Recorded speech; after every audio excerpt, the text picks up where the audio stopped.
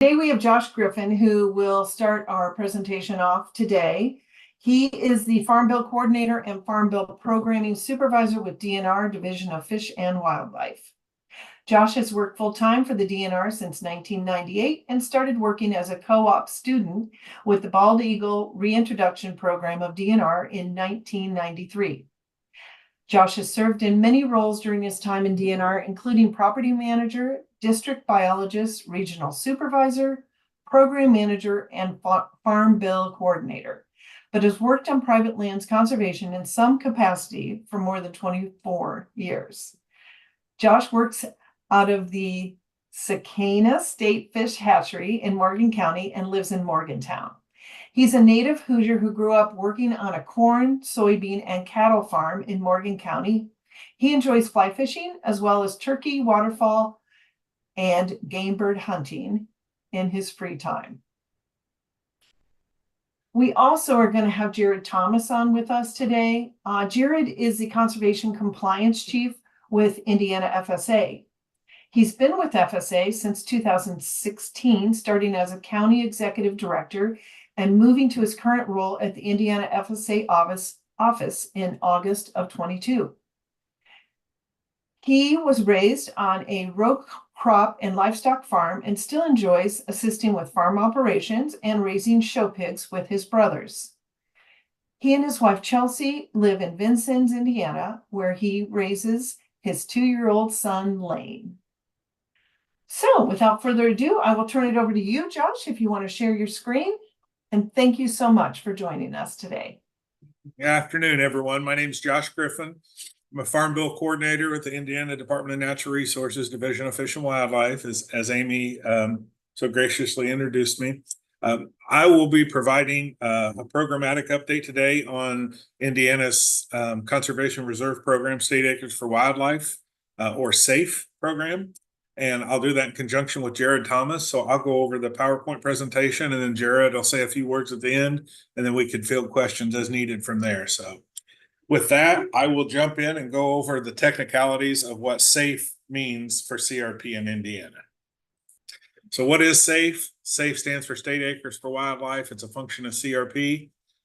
Per Farm Service Agency, CRP Notice 560.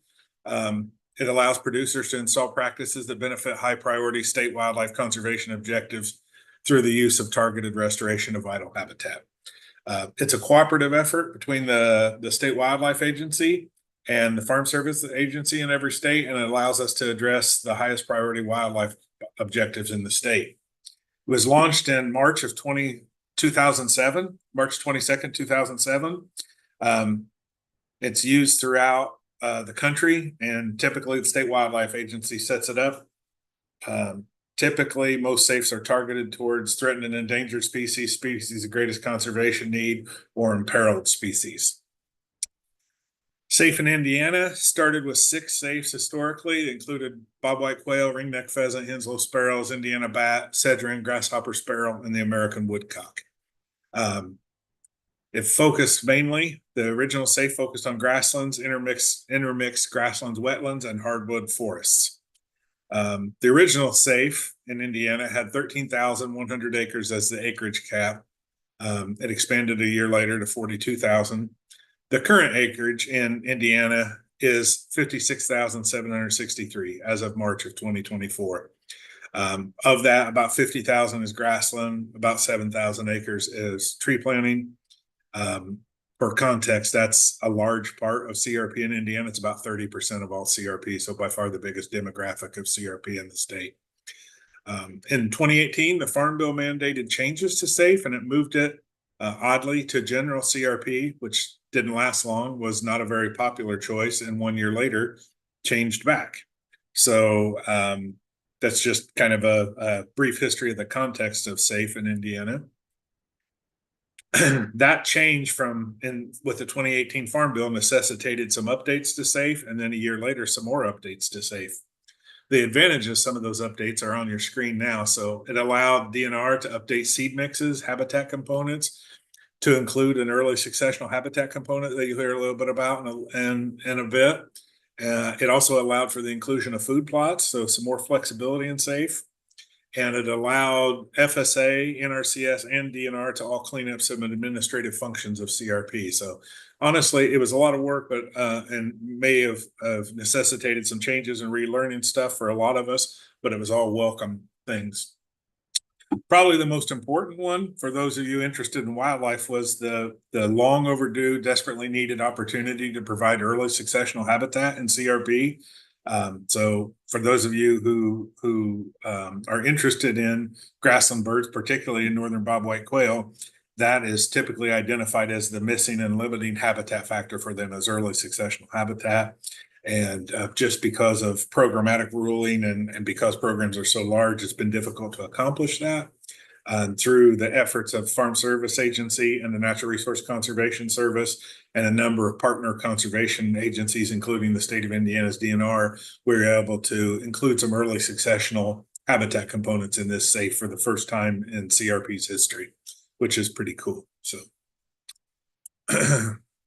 moving on to the current SAFE agreements in Indiana. With all those changes in the 2018 Farm Bill, we went from 6 down to 4 conservation agreements, and the 4 current ones are northern bobwhite quail, Henslow sparrow, Indiana bat, and northern long-eared bat, and the ringneck pheasant.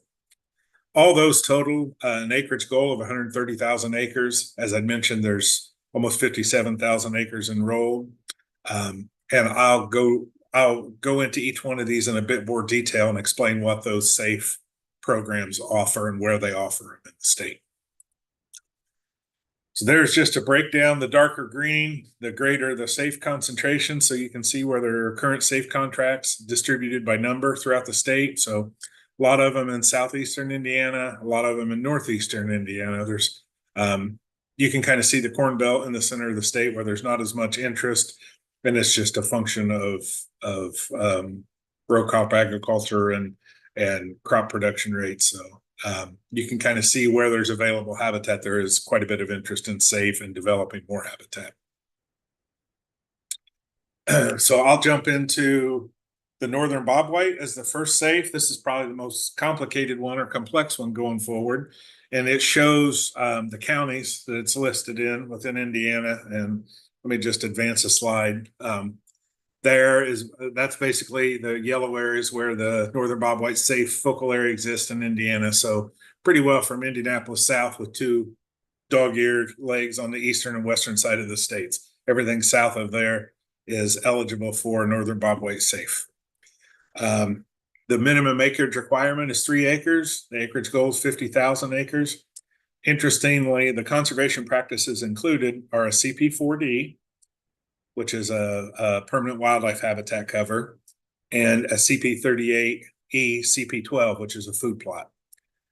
One of the finer nuances is the CP4D, the permanent wildlife habitat for this northern bobwhite SAFE, requires that 25% of the conservation cover be early successional habitat, which I'll explain a little bit more in detail, but that's the critical component for this SAFE.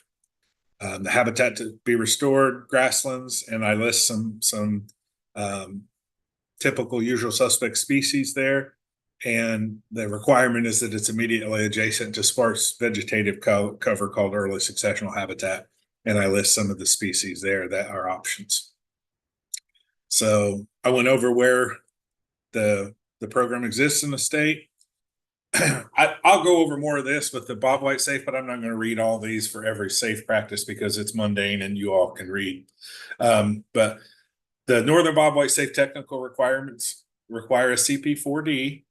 The 4D has to be shorter stature grasses, and it's limited to 5% by species or no more than 15% of tall variety warm season grasses like big blue stem switchgrass, Indian grass, prairie cordgrass, etc. Each CP4D has to have 25% of that cover that is established to early successional habitat. What that means is that's established to something that would be similar to a cover crop. It can include winter wheat, oats, cereal rye, millet, sorghum, milo, sunflowers, partridge pea, or mixes thereof. That has to be established in years 1 and then reestablished in years 4 and 7 of the contract. Establishment in year 1 is eligible for cost share. Establishment in years 4 and 7 are not eligible for cost share currently, but that's only because mid-contract management or management activities aren't eligible for cost share assistance because the reestablishment of that early successional habitat in years 4 and 7 meet the management activities for that 25% conservation cover. So the 25% early successional habitat is just like the rest of the SAFE components or a lot of CRP whole field practices in that it requires management activities. This one just requires it to be reestablished in years 4 and 7 in addition to year 1. And then there's some other rules there. The early successional habitat has to be placed in areas so that it doesn't cause an erosion concern, and it has to follow the natural contours of the land. A CP4D in a northern bobwhite safe also requires 20% of it to be tree and shrub cover. So it says tree and shrub, but it's really geared more towards shrubs. And the goal there is to establish thick, shrubby, brushy areas that mimic quail hovey headquarters for bobwhite quail. So that's really the intent of that is think briars, brambles, blackberries, raspberries, hazelnut, things like that. And then there's just some other rules there in regards to following the nesting season dates, things like that. One important note there, contracts that are enrolled in an early successional bobwhite quail safe are eligible for a DNR incentive payment of up to $100 an acre. So we'll pay $100 one-time payment for all of those quail safes in addition to the payments from Farm Service Agency, which makes that a fairly attractive offer. And then the northern bobwhite quail safe, like many of the other safes, allow for a food plot. Can't be more than 10% of the acreage, no greater than, or 10% of the acreage enrolled, no greater than 5 acres. And the food plots have to be established immediately adjacent to permanent vegetative cover. So you can't have 3 fields and one of them just be a small field that's just all food plot. It has to be adjacent to a vegetative cover, permanent vegetative cover, to provide the needed habitat benefits. Moving on, I just put a couple slides in here to go over what early successional habitat looks like.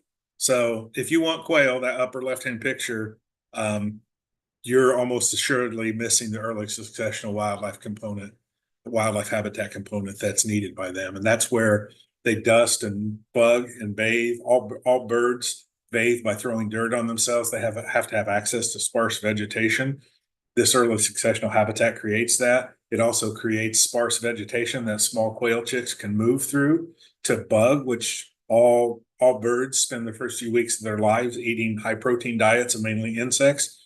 They can't access those if a bird that's, no taller than the size of a golf ball is trying to move through a thick Indian grass field. So the early successional habitat provides that component.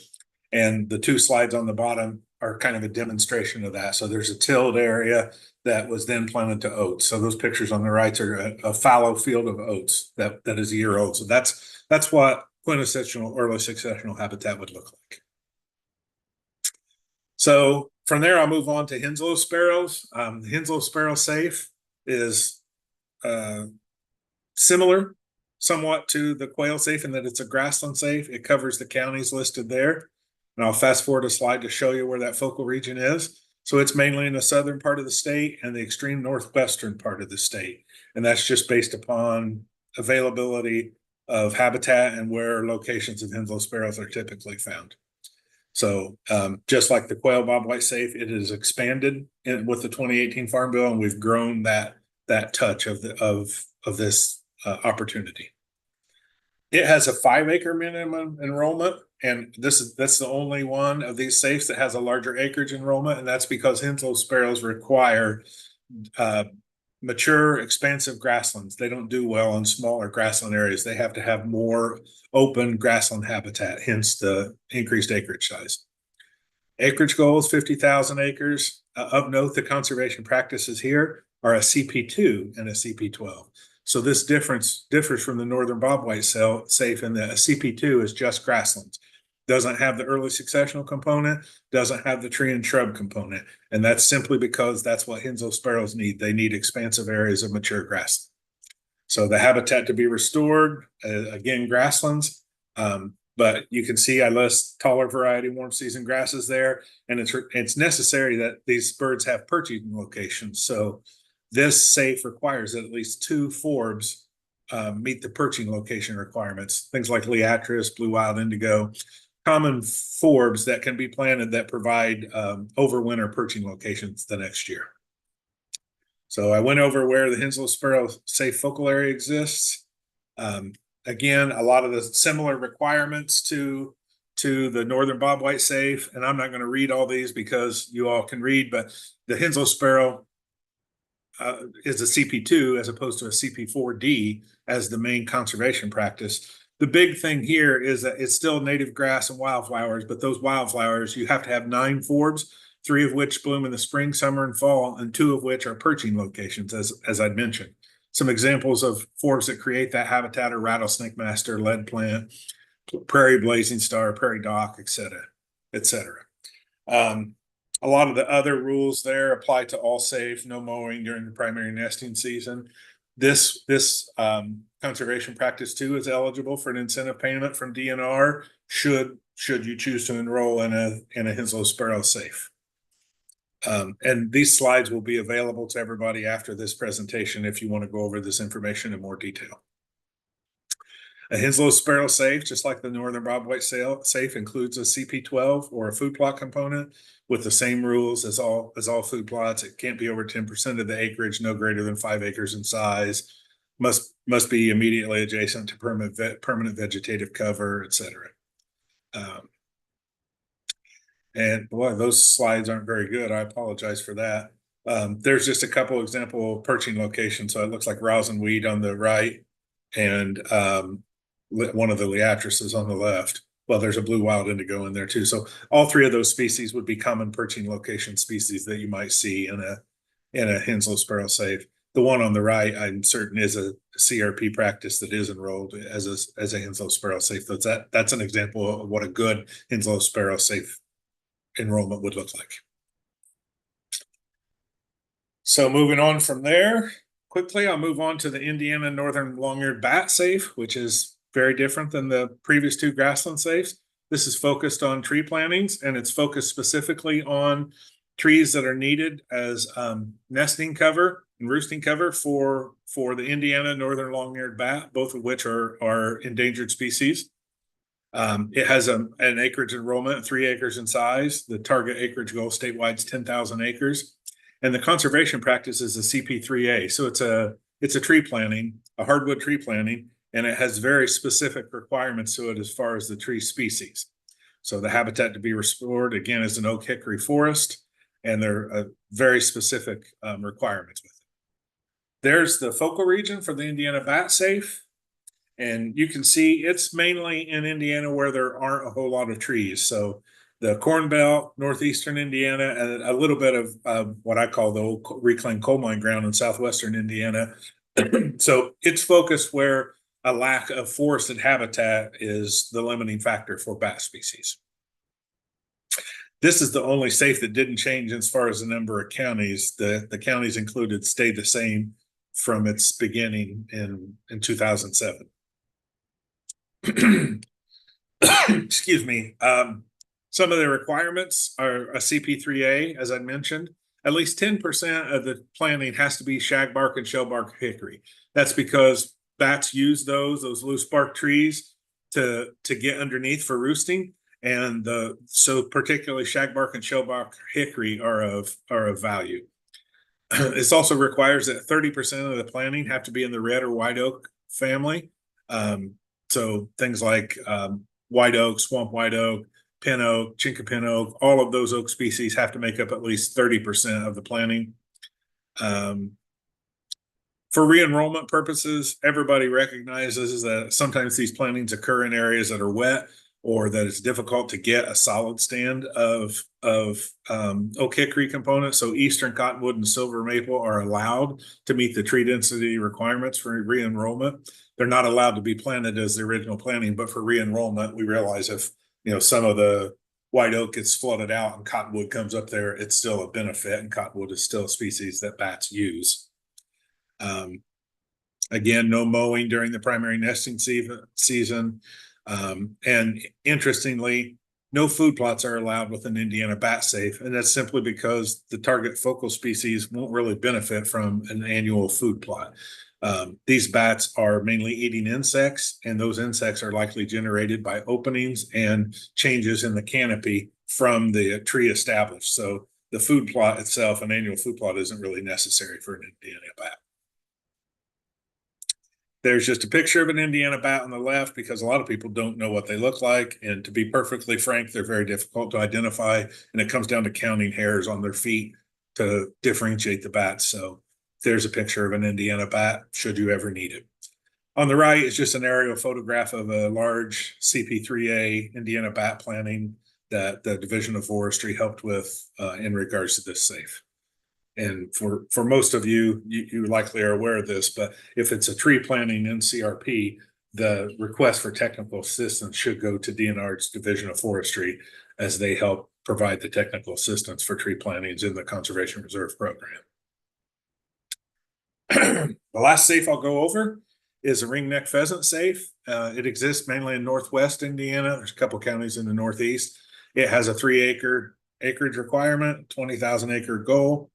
This one allows for a CP2, which is just grasslands, a CP4D, which is grasslands and shrublands, and a food plot CP12. So a little bit more diversity with this one, and that's again just because of the target wildlife species of ringneck pheasant. The target here is tall, expansive grasslands. So unlike the northern bobwhite, where we're targeting short stature grasses, the habitat to be restored here is tall, expansive grasslands, and I list some of the species there. There's the focal region for the ringneck pheasant safe in Indiana. Again, northern part of the state. And this did expand from 13 to 16 counties with the updates to the 2018 Farm Bill. So across the board, the Indiana bat stayed the same. All the rest of them expanded in size. There's the ringneck pheasant technical requirements. Again, it has to meet the EBI ranking index of N1A. Has to follow the seeding tool guidelines, as do all of these practices.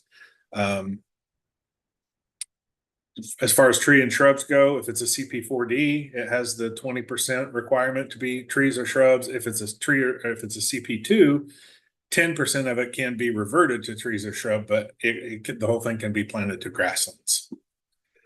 Again, no mowing during the primary nesting season date. And again, this practice is eligible for an incentive payment, a one-time payment of up to $100 an acre by the Department of Natural Resources Division of Fish and Wildlife, should landowners choose to enroll in this practice. And the ringneck pheasant safe, just like the Henslow sparrow and northern bobwhite, allows for a CP12 food plot to be included in it. Again, not more than 10% of the acreage and not greater than 5 acres in size. Has to meet the 645 standard. All the same requirements as the other food plots. It's just a picture of a ringneck pheasant because they're a cool looking bird that people don't always get to see. So then I'll just move on and briefly cover safe monitoring. So safe is a large part of CRP in Indiana. It's the biggest component of CRP. So we'd like to get some ideas about how effective some of the practices are that we're employing in SAFE, particularly the early successional component, some of the management activities, things like that. So in addition to the status reviews that are done on CRP, DNR keeps track of all of the SAFEs enrolled that we do a management plan for, and we survey those tracks to kind of tell us some information about how effective we are. It's not a formal population survey. It's done by citizen science. In the past, we put a lot of man hours and efforts into doing some of these surveys, and we found that we can do them effectively with citizen science surveys. So each year we send SAFE participants who receive a management plan a simple presence absence survey. They tell us about the target wildlife species. We give them information to help them identify those species, and they tell us whether they're there, their frequency and abundance. They also tell us a little bit about the vegetative cover on their property. So it's not to poke anybody in the eye or say, hey, you didn't follow this, because the status reviews really cover more of, whether you're following programmatic guidelines. The intent of this survey is to ask people, did you do management? If so, what kind of management? What's the vegetation like when you started? What it is, has it evolved to over time? And how does that relate to the species that are present? So we don't just monitor the species that are targeted, but we also include a suite of surrogate species that meet breeding bird atlas survey protocols. So I basically explained how that works. So all the management plans get put into a database of contact information. We send that out, send in a survey. People return the survey and tell us how their safe is doing, what the vegetation looks like, what species are using it. There's just an example of what the survey looks like. So again, what did the vegetation look like when you started? What's it look like now? What percentage of trees are there? So just basic information. And then there are the target species for the grassland birds. We aren't yet doing the bat surveys because if you think about it, when you plant trees, it takes them a while to get big enough to house the bats. So it doesn't do any good to survey for bats in trees that are 2 or 3 years old. So those surveys will come in the future. At present, we're surveying for the grassland birds, and there's the suite of birds that we survey for. We just ask them, did you hear them? Did you see them? How many? And then provide any additional notes about them. And that is that. That covers my portion of the programmatic update for SAFE. So my contact information is there. And then I'm going to turn things over to Jared Thomas, who's with Farm Service Agency, so he can provide a brief update. And from there, we can both take questions. Awesome. Thank you, Josh. Sure. Yep. As Josh and Amy both said, my name is Jared Thomas. I'm with the Farm Service Agency, the Conservation Compliance Chief. And I just wanted to do a real quick, I don't have a presentation, but a quick update on FSA's role in the safe practice. We are extremely thankful for Josh and his colleagues at DNR and our NRCS partnerships, who provide all the technical aspects that we need to be able to administrate these programs. There's several FSA offices. There's 75 throughout the state, and then obviously it's a nationwide agency as well. So we rely heavily on those technical experts to assist in administrating the program. But as Josh has mentioned, SAFE is a extension of the CRP program that's administered by FSA at a national level. So we just wanted to kind of give an update on logistical side of how this would work for interested participants, but they would start with the FSA office. One thing that I think we're doing a lot better job throughout the state is getting FSA and DNR and NRCS, those partners together, all meeting at once with that producer to truly explain what the practice is and what the program entails. I think those conversations are the most critical thing we can do at this point. Josh mentioned some changes in the 2018 Farm Bill. One of the big changes in the 2018 Farm Bill was our status reviews that he mentioned. We used to review 10% of our CRP practices nationwide. We now review 100% nationwide. So we just want to make sure that we've definitely seen some negative consequences of that, but it's also been positive in ensuring that our federal tax dollars are going towards the practices that needs to go towards, and we're maintaining those practices. So with that, we just want to make sure, like I said, we have conversations early with our participants. They understand the practice and requirements, and we understand our contacts of who to reach out to. While FSA is going to administer, all the contracts, administrate the program, the eligibility portion of it, we work and rely heavily on DNR and NRCS to provide us that technical aspect of it. So you probably will hear FSA employees reach out to those technical providers quite a bit because we rely, like I said, very heavily on that. And just wanted to add that to it. I know for the purpose of this training, Josh's information that he has on that technical side was going to be the most beneficial for the time we had today. But if you have any eligibility or administrative questions, reach out to any of the FSA offices or reach out to me at the state level, and we'll make sure to get those addressed. But again, thank you, Josh, for putting this presentation together. Sure thing. Sure thing. Yeah. And just to piggyback on that, I mean, this is a wonderful partnership between Farm Service Agency, Natural Resource Conservation Service, and DNR. It's the largest demographic of the largest conservation program in the country here in Indiana. It has a huge budget, $317 million. It's a very robust program. And the partnership with Farm Service Agency has been wonderful. So if any of you have questions about it, concerns, need help with it, or don't understand components or the changes in it, whether it's status reviews, the technical requirements, please reach out to Jared or Jason Kitchton or myself. My contact information is there on the screen. I'll be happy to help you with this. We want this to be the flagship program of CRP and the best program it can be. And that all happens with you all. So feel free to reach out, and happy to coordinate on this. So questions, there are a few in the chat box, Josh. Jessica asks, is safe for farmland only? Yeah, I apologize for that. All of CRP has a cropping history requirement. So you have to meet the cropping history. It has to be row cropped or meet the cropping history eligibility, which is determined by Farm Service Agency. And if it meets that requirement, then it could potentially be enrolled in SAFE or any other number of conservation reserve program practices. But it does have a cropping history eligibility requirement. And that current cropping history is 2012 to 17. But that will change with a new farm bill.